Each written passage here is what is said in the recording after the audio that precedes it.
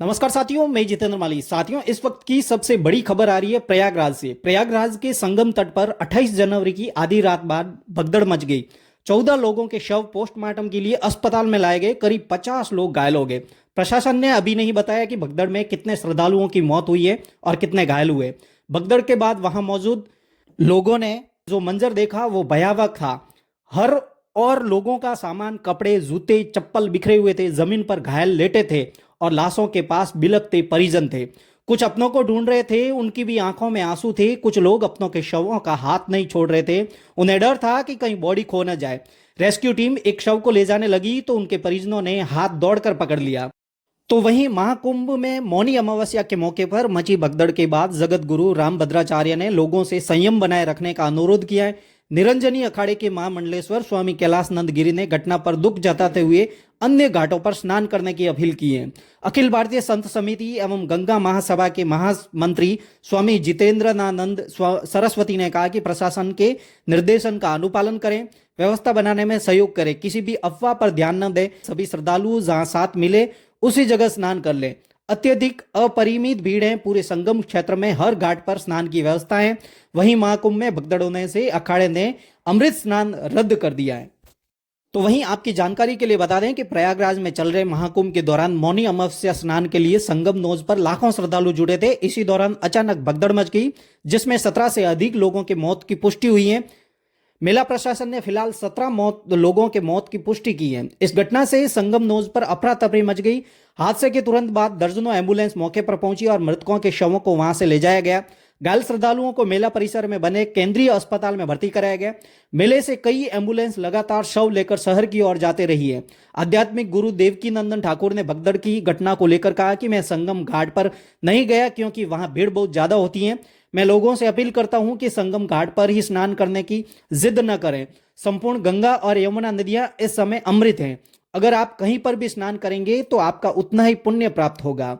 जगत गुरु स्वामी रामभद्राचार्य ने भगदड़ की घटना को लेकर कहा कि मैं सभी भक्तों से अपील करता हूं कि आज प्रयागराज में भारी भीड़ उमड़ी है, इसलिए वे केवल संगम घाट पर ही पवित्र स्नान करने की जिद न करें। अभी उन्हें अपना शिविर नहीं छोड़ना चाहिए और उनकी सुरक्षा की तलाश करें। महाकुंभ क्षेत्र में भगदड़ जैसी स्थिति पर साध्वी निरंजन ज्योति ने कहा कि यह एक दुखद घटना है। जो कुछ भी हुआ है वह ठीक नहीं था। अखाड़ा परिषद ने जनहित को ध्यान में रखते हुए अपना अमृत स्नान रद्द करने का फैसला किया है।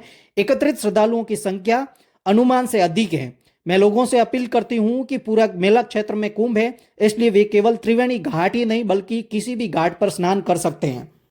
तो वहीं अखिल भारतीय अखाड़ा परिषद के अध्यक्ष रविंद्र पुरी ने कहा कि जो घटना हुई है उससे हम बहुत दुखी हैं। हमारे साथ हजारों श्रद्धालु थे। जनहित में हमने फैसला लिया है कि अखाड़ा आज स्नान में भाग नहीं लेगा।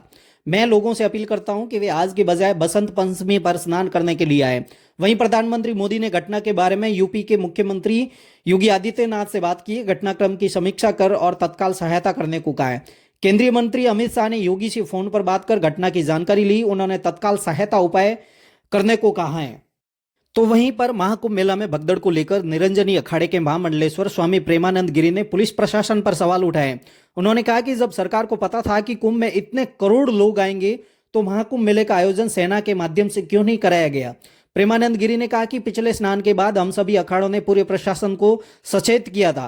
प्रशासन को पता था कि 50 करोड़ लोग आने वाले हैं, तो सेना के हवाले से कुंभ का आयोजन क्यों नहीं किया गया। मैं उत्तर प्रदेश के डीजीपी और चीफ सेक्रेटरी को व्यक्तिगत कहता हूं कि आप लोग सेना बुलाइए और कुंभ को सेना के हवाले कीजिए। इतनी भीड़ के आने के बाद पुलिस प्रशासन के बस की बात नहीं है और उसी का परिणाम है कि किसी का बाप चला गया तो किसी का पुत्र चला गया।